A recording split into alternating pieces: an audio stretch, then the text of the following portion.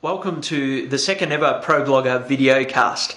I had a lot of positive feedback last week after my experiment with it, and so decided to give it another go this week, and I'd be interested again in your feedback upon it at the end of this podcast. Today I want to talk about a new blog that I've started in the last 2 weeks. I referred to it on my email newsletter last week, but haven't talked about it on ProBlogger yet. It's actually a blog about digital photography, a similar topic to another blog that I've started. And really this blog, Digital Photography School it's called, is an experiment on a number of different levels. When you go to it, and I'll put the URL in the post from this video and across the video screen, when you go to it you'll see that it has a number of features that most blogs would have missing. It doesn't have a number of things which many of you would say make a blog, and in some ways I'm a bit hesitant to call it a blog because of that.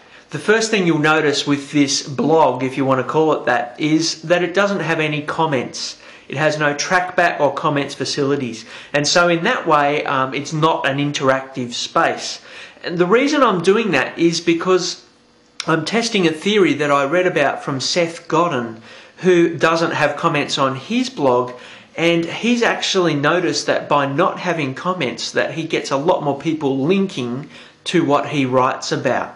If they want to continue a conversation that he starts, they do that by actually writing a post and linking to his content, which obviously has benefits in terms of search engine optimization, but also in terms of direct traffic flow.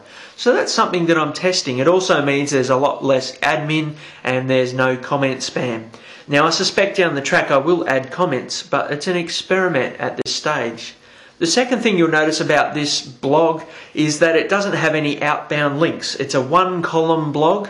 It doesn't have any sidebar with a blog roll in it, and in the content itself it doesn't link anywhere else because it's purely original content. It does have a couple of outbound links, but they're purely to affiliate programs, programs that I've identified as having quality products associated with them. Again, this is a bit of a test, and it's based on the theory that I read from, probably the first time, from Paul Scrivens from 9 Rules Network, who about 12 months ago was experimenting with how a blog would convert in terms of advertising and sending the traffic back into the blog if it didn't have many outbound links. It's fairly logical really. If you don't give your readers too many places to leave your blog from, the chances are that they'll stay on it longer, or when they do leave that they'll click one of the ads. I'm testing the theory, and again down the track I suspect I'll change my approach on this blog, but wanted to see how it actually worked in practice. The third thing you'll notice is that there's actually no dates on this blog.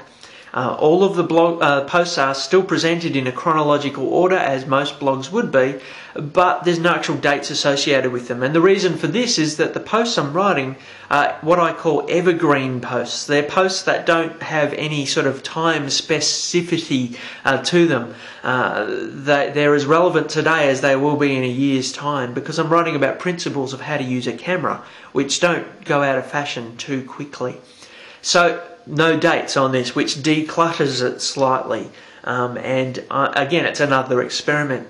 And I guess the last experiment I'm doing on this blog is actually having a blog that's purely original content. A lot of my blogs I link to what other people are writing and use quotes and add to the quotes with my own thoughts and collate the quotes together with other quotes. And really I have never had a blog that is purely original content. Even ProBlogger uses a lot of outbound links to it and uses what other people are writing as a basis for what I write. And so I'm wanting to test, I guess, the ability that I have to sustain myself on an original content blog for the long haul.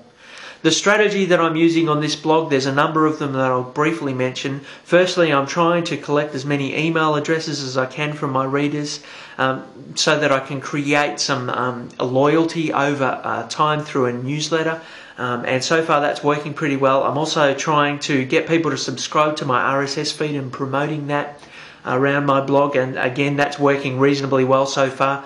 I guess another thing that I'm experimenting with is the idea of leveraging traffic from one blog which is established to another one, a newer one. Those of you who've been following ProBlogger for a while will know that I write on digital photography blog also. It's one of my bigger blogs, about 10,000 to 15,000 readers a day. And I guess the experiment is to see whether I can get some of those readers to not only read my first blog, but my second one also. And so I'm doing a bit of cross-promotion between them, both in posts that I'm writing, but also in my newsletter. And so far that's having quite a significant impact. And in a sense what I'm doing there is diversifying my blogging interests, but doing it within the niche that I'm already established in and going deeper within that niche. And I'm testing the theory that that's probably a smarter way to diversify than diversifying on lots of topics that don't relate to one another. So there's some of the things that I'm testing with. I'll continue to give you feedback on how I'm going on ProBlogger over the next few months. It's way too early to tell how it's going, but the signs are positive there. If you're into digital photography, I encourage you to subscribe to the RSS feed, subscribe to the newsletter. I'll be sending weekly newsletter, just updates on what I'm writing about on the blog and a few exclusive tips on there. But also encourage you to link to it if it's relevant from your blog. I hope you've enjoyed this week's video cast, and we'll talk to you again next week.